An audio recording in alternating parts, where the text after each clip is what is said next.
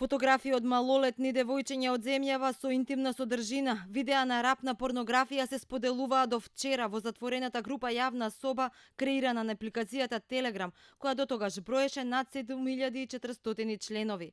Алармот го уклучи професорка од средно училиште, која за Телма вели дека за групата дознала од учениците и веднаш реагирала.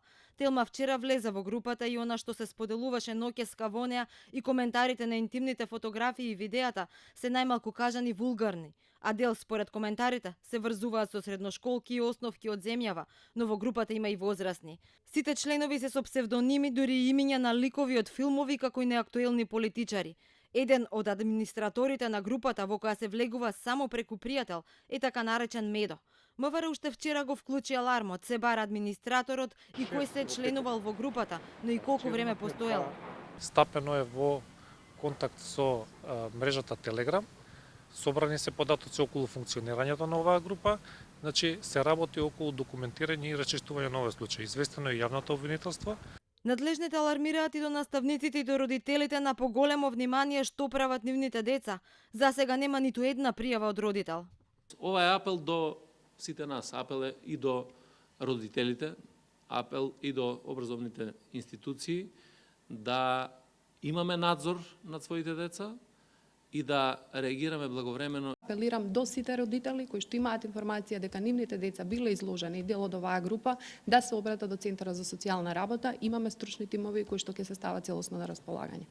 Невладините алармираат дека станува збор за феномени кои што нас ни се провлекуваат со години и очекуваат обвинителството овој пат поагилно да реагира.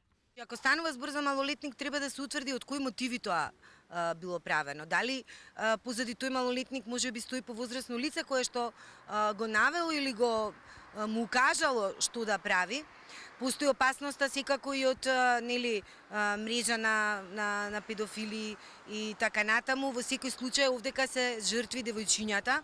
Замислите, за 3 дена над 7000 деца се вклучиле во таа мрежа, а меѓу нив има сигурно возрастни кои ги следат и може да ги злоупотребат истите фотографии и да ги оценуваат девојчињата. И додека надлежните трагат по администраторите, групата доцна во ноќта е под ново име 18+ само за возрастни. Веќе не се споделуваат ниту видеа, ниту фотографии на малолетни девојчиња. Првата детска амбасада во Светот Мегеше доби во петокот дојава и ние веднаш реагиравме до Министерството за внатрешни работи, Деление за компјутерски криминал, да се сузбие ова, би рекол, деградирачка и компрометирачка мрежа, каде што се ставаат фотографии, порнографски и видеа од девојчиња дури кои не се реални, а се жигосуваат и се во ситуација да бидат жртва девојчиња на 12-13 години, кај што не може да демантира дека не се тие. Меѓу нив има и реални порнографски видеоматеријали од девојчиња кои споделувале на своите отворени Инстаграм профили, дури со своите другарчиња и тие исто така се дел од компрометирачките материјали. Она што можам да кажеме дека навистина ова е алармантна состојба во која воспитно образовниот процес мора да биде на повисоко етичко морално ниво издигнато, родителите да бидат помобилни и деца да бидат едуцирани за сајбер насилство, за сајбер меѓуврсничко насилство, за да може да се превенират и евентуално заштитат. Замислите, за 3 дена над 7000 деца се вклучиле во таа мрежа, а меѓу нив има сигурно возрастни кои ги следат и може да ги злоупотребат истите фотографии и да ги оценуваат девојчињата.